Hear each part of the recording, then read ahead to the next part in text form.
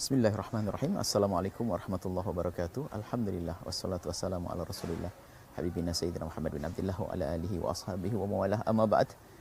Ikhwani ikhwati yang saudara-saudari yang kami cintai, nuhibbukum fillah. Semoga Allah menjadikan kita hamba yang saling mencintai karena Allah. Hari ini kita di tanggal 14 Sya'ban, artinya nanti habis maghrib kita masuk malam nisfu Sya'ban. Tentang malam nisfu Sya'ban sudah pernah kami hadirkan hadis yang diriwayatkan oleh Ibnu Hibban, Imam Tabrani, hadis sahih bahwasanya di malam nisfu Sya'ban Allah mengampuni dosa hamba-hambanya kecuali orang yang menyekutukan Allah dan orang yang punya kebencian dan dengki kepada sesama. Maka dari itu mari kita persiapkan untuk menyambut malam nisfu Sya'ban. Ayo kita lapangkan hati kita. Cari siapa orang yang bermasalah dengan kita, siapa yang pernah kita benci, siapa yang pernah kita musuhi, kita dendam. Ayo kita lapangkan, kita maafkan mereka. Jangan sampai ada dengki di hati kita. Doakan dengan doa kebaikan, doakan dengan doa kemuliaan demi menyambut malam nisfu Sya'ban agar kita mendapatkan pengampunan dari Allah Subhanahu wa taala. Kemudian juga malam nisfu Sya'ban tidak ada amalan khusus di malam nisfu Sya'ban. Akan tapi semua amalan yang bisa dilakukan di luar nisfu Sya'ban sangat baik kalau dilakukan di malam nisfu Sya'ban. Karena itu malam khusus yang Allah pandang hambanya dengan pengampunan. Maka mari kita persiapkan diri kita di malam nisfu Sya'ban untuk menjadi hamba yang siap dengan pengampunan dari Allah, yaitu dengan kita berbanyak ibadah di malam itu. Tentunya ibadah yang sudah diajarkan Nabi, di antaranya adalah mulai dari waktu maghrib Anda melakukan sholat berjamaah. Setelah Anda melakukan sholat maghrib berjamaah, jangan lupa ba'diyah maghrib. Martabatnya sholat yang paling utama, martabat sholat paling utama adalah sholat fardu, adalah sholat ba'diyah qabliyah, sholat rawatib. Setelah Anda melakukan ba'diyah maghrib, Anda bisa membaca zikir apa saja yang Anda dapat dari guru Anda, yang baca rotibul haddad, baca rotibul haddad. Kemudian ada yang kemudian membaca doa-doa apa saja. Kemudian setelah itu Anda melakukan sholat isya berjamaah. Dan setelah melakukan sholat isya berjamaah, Anda melakukan sholat ba'diyah isya.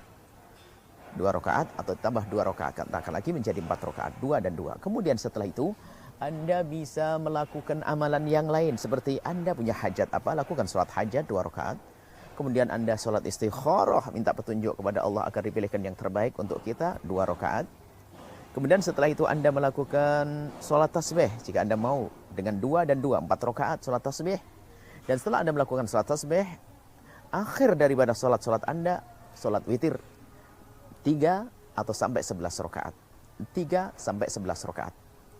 Berapa rakaat? Banyak yang Anda bisa lakukan. Dan itu sholat witir. Dari sholat-sholat yang kami sebut tadi, sholat yang paling utama adalah sholat fardu, kemudian sholat rawatib, ba'diyah, qabliyah ba'diyah, kemudian sholat witir. Adapun sholat yang namanya sholat tasbih itu adalah di bawah derajat yang sholat witir tadi. Maka jangan lupa witir. Kalau Anda ingin memperbanyak witir, perbanyaklah witir sampai 11 rakaat. Luar biasa. 3 sampai 11 rakaat. Kemudian setelah itu Anda istirahat. Kalau Anda punya kesempatan bangun malam tahajudlah Anda sholat beberapa rakaat di malam hari.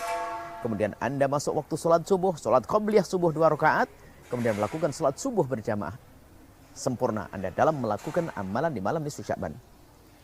Dan bagi siapapun yang tidak punya banyak kesempatan, paling tidak di malam nisfu Sya'ban, Anda melakukan sholat isya berjamaah dan sholat subuh berjamaah. Anda tutup, Anda buka sholat isya berjamaah dengan subuh berjamaah. Masya Allah. Luar biasa. Kemudian kita sering ada orang membaca surat Yasin. Oh boleh saja, itu bab tawasul dengan amal soleh. Anda boleh baca surat Yasin sekali, 2 kali, 3 kali. Tentunya tadi amalan sholat yang sangat perlu untuk dihadirkan. Setelah itu Anda boleh baca surat Yasin atau habis maghrib baca surat Yasin. Terserah Anda atur saja waktunya. Anda baca surat Yasin sekali dengan niat panjang umur, rizki panjang, kemudian niat husnul khotimah, rizki luas.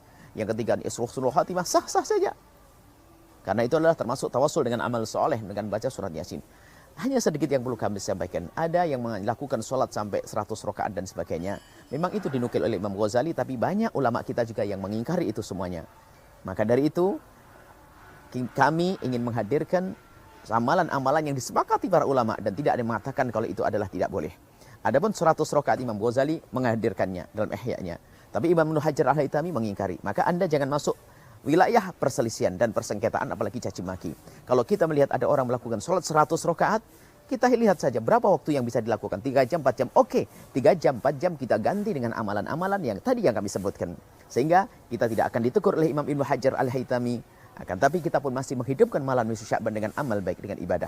Ini saja yang perlu kami sampaikan. Mari kita hindari khilaf, kita hindari perbedaan, kita hindari caci maki. Akan tapi kita ingin mendekatkan diri kepada Allah, memperbanyak ibadah. Nuhibbukum fillah, kami mencintai Anda karena Allah Subhanahu wa taala. Persiapkan dan mohon disebarkan, dan ingat, Anda malam nisfu Sya'ban harus mendapatkan pengampunan dari Allah.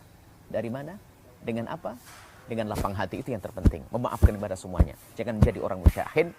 Dan kemudian amalan-amalan yang kami sampaikan tadi itu semua diambil dari baginda Nabi Muhammad sallallahu alaihi wasallam. Nuhibbukum fillah, nuhibbukum fillah, nuhibbukum fillah. Kami mencintai Anda karena Allah. Assalamualaikum warahmatullahi wabarakatuh.